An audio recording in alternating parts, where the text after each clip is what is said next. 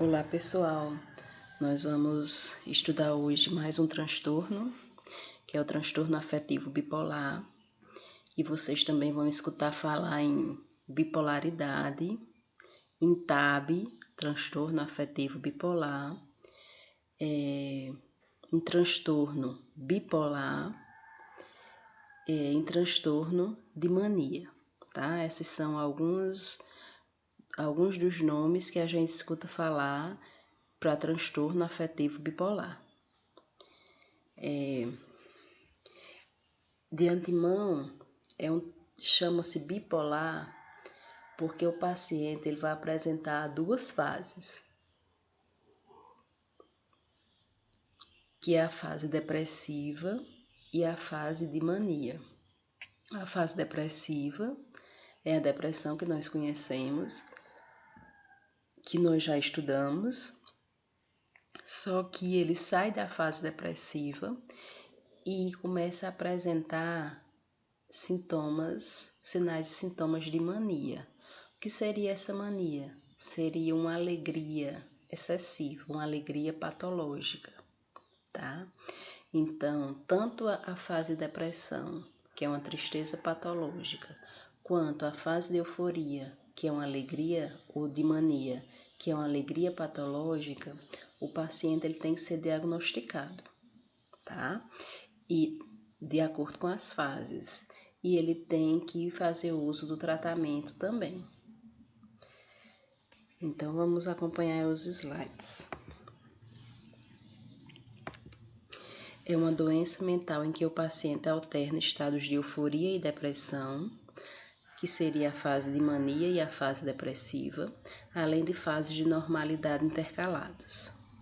Também conhecida como mania e depressão, é uma desordem do cérebro que causa mudanças não previstas no estado mental da pessoa, no humor, na energia e na habilidade de funcionar corretamente. Então, mais na frente nós vamos ver que a causa dessa desordem cerebral são os neurotransmissores, né? Lembrando para vocês que o transtorno afetivo bipolar, ele entra nos transtornos de ansiedade. É sério, pode destruir relacionamentos, torna a performance ruim no trabalho e escola e até mesmo leva ao suicídio. Essa questão aí do suicídio, o paciente pode ser acometido nas duas fases, tá? Na fase de depressão, onde ele quer, né, tirar o sofrimento psíquico, e na fase de mania, como ele pode achar que fazer uma brincadeira e que o suicídio não vai acontecer, né? Ele vai tentar, mas de forma para chamar atenção, de forma de uma brincadeira, porque realmente a alegria, o raciocínio dele é inconsequente, tá? Ele se acha o Deus, ele tem manias de grandeza, então tudo para ele é inatingível, tá? Então ele pode fazer essa tentativa no sentido de chamar atenção e infelizmente conseguir. Se desenvolve no final da adolescência ou início da idade adulta e pode ser tratado, e pessoas com esta doença podem viver uma vida produtiva e feliz, né? Essa questão da vida produtiva e feliz são os estados de normalidade aí, como a gente falou no início, que são os períodos de estabilidade e manutenção, tá? Um exemplo que nós temos aí de uma pessoa bastante conhecida, inclusive, vocês podem procurar o vídeo dela no YouTube. Se nós estivéssemos em sala, eu iria mostrar para vocês, mas vocês podem pesquisar. É Cássia Kiss, tá? Ela tem transtorno afetivo bipolar. Ela fala muito, né, a questão dessa sintomatologia, dessas mudanças de humor, tá? Então, ela dá relatos realmente de como vivia antes da medicação e como ela vive hoje com a medicação, né? Então, hoje, ela relata que vive nesse estado de vida produtiva e feliz, né? Onde a normalidade, há um predomínio da normalidade, ok? Então, o distúrbio bipolar 1 é considerado clássico. Os pacientes sofrem um ou mais episódios maníacos com duração de pelo menos uma semana e quase sempre um ou mais episódios depressivos, tá?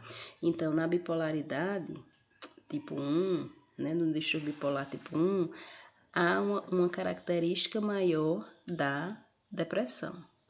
Os sintomas são intensos e provocam profundas mudanças comportamentais e de conduta, e o quadro pode ser grave a ponto de exigir internação hospitalar por causa do risco aumentado de suicídios e da incidência de complicações psiquiátricas, né? Que, como nós vimos aí, quase sempre um ou mais distúrbios depressivos. Tá? Então, esse quase sempre é que há um período mais prolongado dessa depressão, tá? Por isso que os pacientes com distúrbio bipolar 1, eles passam muito tempo com a hipótese diagnóstica de depressão para que venha-se uma fase de euforia e veja-se que é um transtorno afetivo bipolar.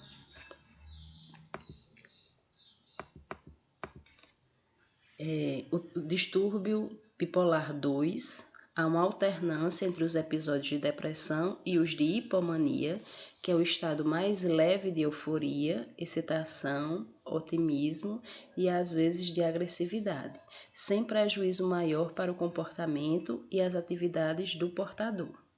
Então, o que é que quer dizer isso, né? O bipolar 2, ele há alternância, tá? Da depressão e da fase de mania.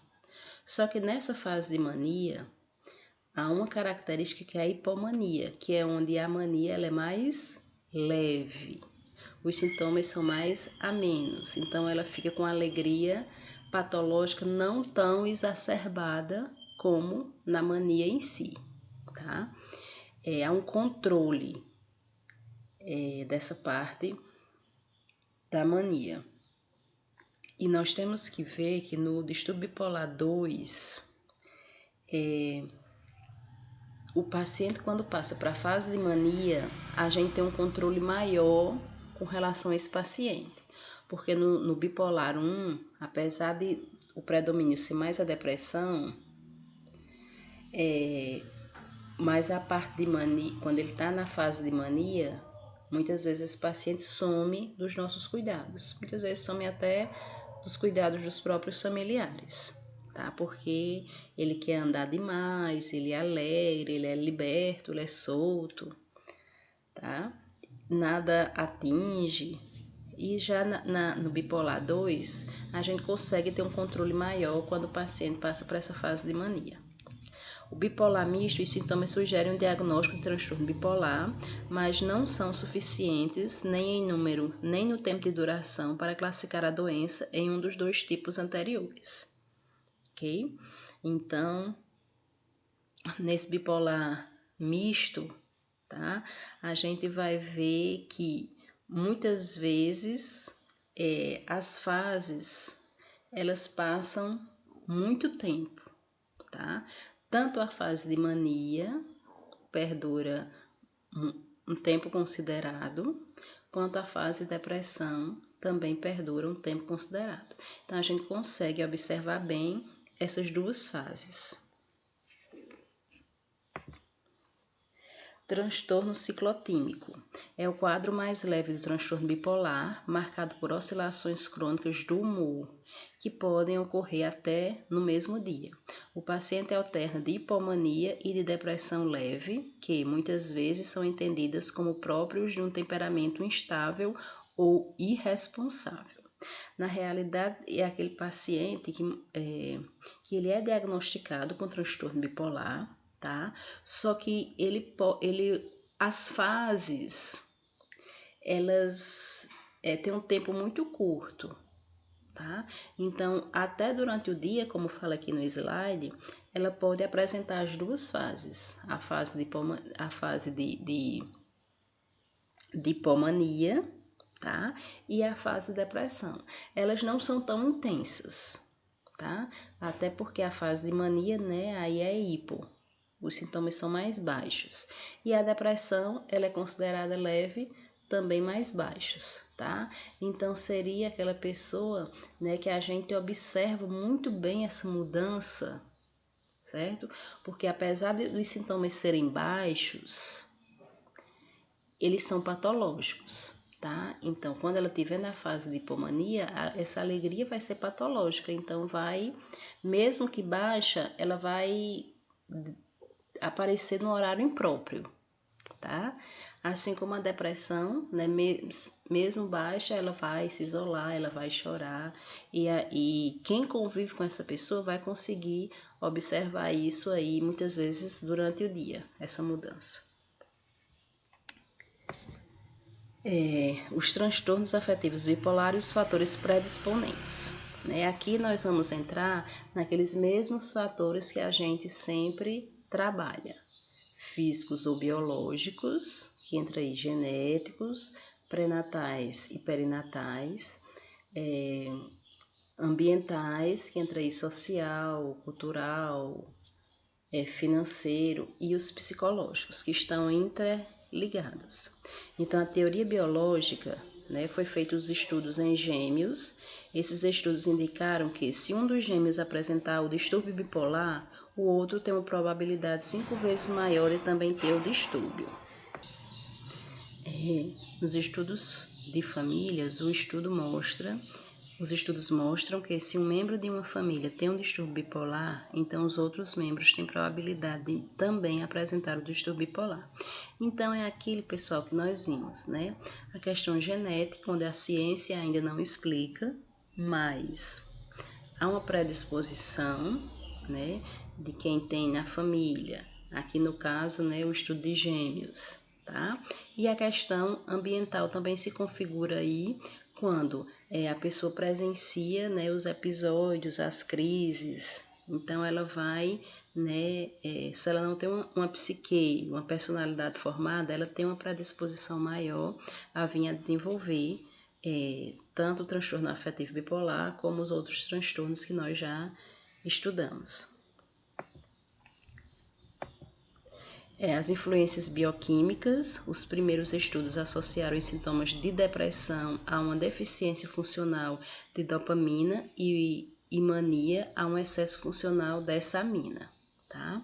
O neurotransmissor serotonina parece permanecer baixo em ambos os estudos. Então, o que é que os neurotransmissores, como nós falamos, né, a questão de disfunção cerebral aí no início, de problema cerebral no início dos slides, a questão aí da dopamina, que na fase de depressão ela é baixa, na fase de mania ela se encontra alta. Tá? E a serotonina, ela é baixa nas duas fases, tá? A gente sabe que esses neurotransmissores, eles vão trabalhar na questão do comportamento, na questão do humor, na questão da afetividade, tá? E a dopamina, ela entra muito aí nessa questão do afetivo. Por isso, na parte de mania, ela pode apresentar aí esse humor, esse lado afetivo mais apurado. E lesões cerebrais, as sequências afetivas mais comuns das lesões cerebrais constituem as depressões pós-acidente vascular cerebral, cuja gravidade aumenta quanto mais próximo do polo frontal esquerdo for a lesão, né? Aqui no caso do AVC, né? Caso atinja aí muito essa região frontal, que é onde a gente sabe que há uma maior participação aí na questão dos neurotransmissores para controle aí do comportamento, do humor, do afetivo, do pensamento. E as teorias psicossociais, a credibilidade das teorias psicossociais diminui nos últimos anos. Condições como esquizofrenia e distúrbio bipolar estão sendo considerados por muitos como doença do cérebro, como causa biológica. A etiologia, porém, ainda não foi esclarecida e é possível que fatores tanto biológicos quanto psicossociais possam ter influência, né? A gente sabe que os determinantes eles estão interligados, né? A questão genética, está ligada aí com a ambiental, está ligada aí com a psicológica.